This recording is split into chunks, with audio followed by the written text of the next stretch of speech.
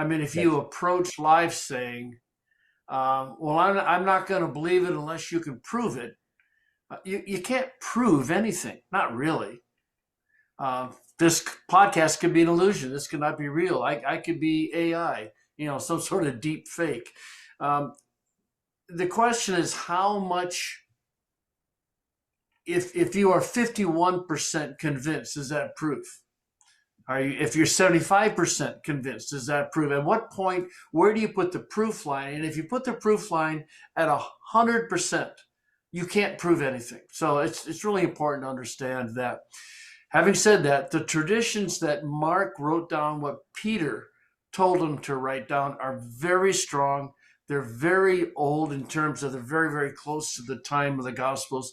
And I don't know really of anyone that seriously objects to the idea that Mark wrote Peter's memoirs down. I mean, that's what the early church fathers taught.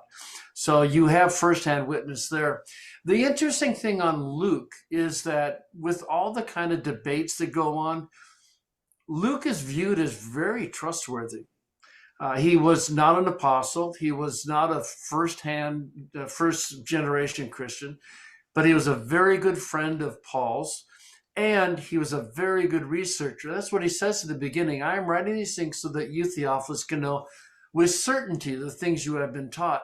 And it's kind of interesting to look at the stories that Luke has that Matthew and Mark and John don't have. For example, the whole business with Mary at the very beginning, the angel coming and visiting her and what the angel said to her. And you go, well, how did you figure that out? You go, well, obviously, he talked to Mary. And in fact, the Greek really feels Mary would have spoken Aramaic as her mother language, as her natural language. And the Aramaisms in the first couple of chapters of Luke are very strong.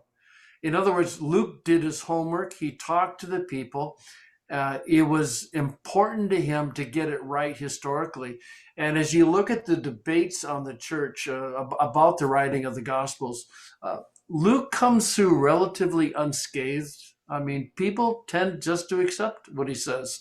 Yeah, so Mark was the close companion to Peter. So whatever the Peter told to Mark, that has been written down. Is that Yeah, yeah. It was around 63 A.D. Peter was in Rome, and it's generally believed that's where he sat down with Mark and they wrote all these things up.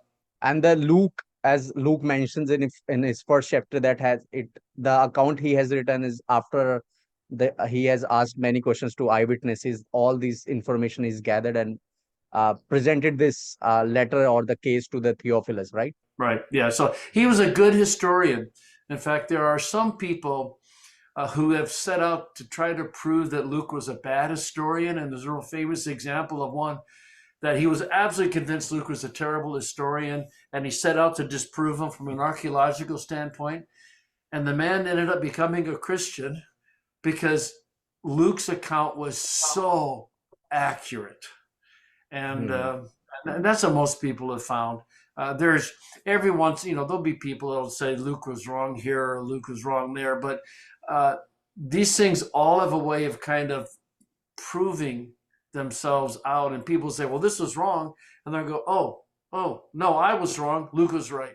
And that happens quite a bit. In my book, Why I Trust the Bible, I talk about the authorship issue quite a bit because if Matthew, Mark, Luke, and John did not write the Gospels, then all kinds of questions of validity come up. But the evidence for four Gospels were always accepted. Matthew, Mark, and Luke, and John's names were always attached to these four Gospels. No other names were ever attached to these Gospels. And you look at this kind of rising mountain of evidence that, especially when the church expanded so quickly through the Roman Empire, that people over here were saying the same thing that people over there were saying.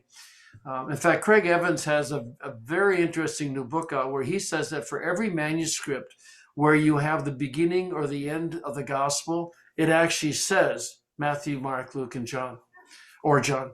And so there's hard evidence now, but the unanimous witness of the early church was that the four gospels were written by Matthew, Mark, Luke, and John, and they were all in a position to know the truth. Yeah, a lot of the manuscripts we have are fragmentary, so we don't have the beginning and the ending. But for Mm-hmm. those that we do have, they actually have the names written on them. People talk about the Gospels being anonymous because the name is not actually in the text. But Craig's argument is that when you have manuscripts that have the beginning or the end of the Gospel, it always says the author's name. The fact that no other name was ever attached to any of those four Gospels, considering how fast the Gospel, the message of Christ expanded, um, that's really strong evidence that they were written by those four people, all of whom were in a position to know the truth about Jesus.